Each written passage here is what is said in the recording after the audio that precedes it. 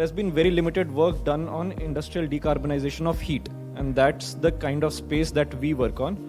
We have a set of products, including heat recovery systems, some heat pumps, some other solutions also, which we build together to help factories completely decarbonize their heating systems.